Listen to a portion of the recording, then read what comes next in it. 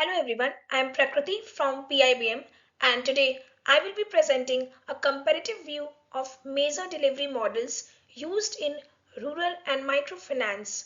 Financial inclusion is essential for economic development, especially in rural and underserved areas. Over time, different delivery models have been developed to provide credit and banking services efficiently. In this presentation, I'll compare four major models: SHG Bank Linkage Model, MFI Bank Model, Business Correspondent Model, and Joint Liability Group Model. So I'll compare them on the basis of outreach, risk, cost, and scalability. So let's start with the first model, which is SHG Bank Linkage Model. So this model connects banks directly with self-help groups, usually consisting of 10 to 20 members, mostly women. These groups save regularly and then become eligible for bank credit. In terms of outreach, this model has high outreach, especially in rural and semi-urban areas. It has been very successful in promoting women empowerment and financial inclusion. When we talk about risk, the risk is low. This is because of group accountability. Members are jointly responsible and peer pressure ensures timely repayment. Social bonding plays a major role in maintaining discipline. In terms of cost, the cost is low for banks. Instead of dealing with many individuals, banks deal with groups. However, scalability is medium. While the model works very well in rural communities, it depends heavily on community participation, NGO support, and social cohesion. Therefore, expansion may not always be very fast. Coming to the second model, which is MFI bank model. So in this model, microfinance institutions act as intermediaries between banks and borrowers.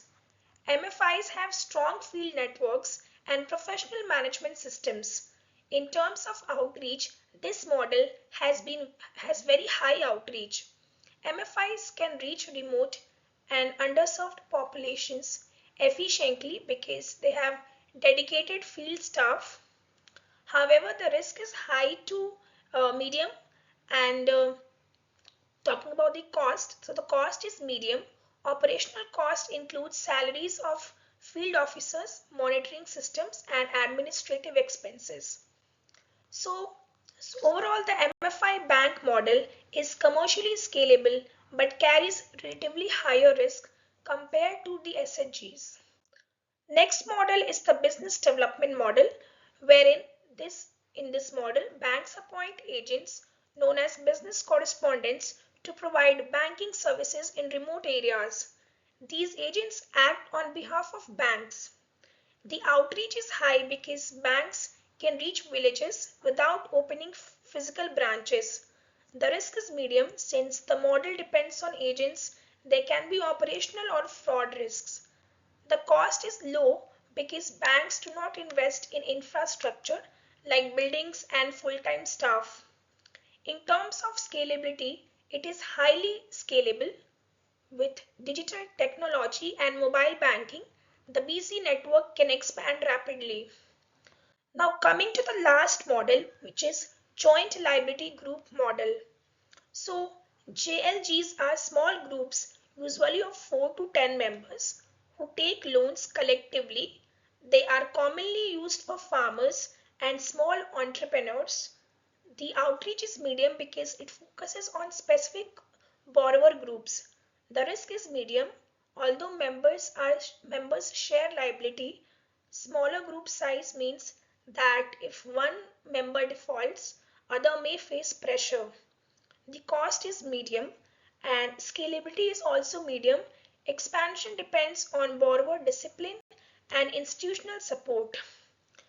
So in conclusion, we can say that to conclude, each delivery model has its own strengths and limitations.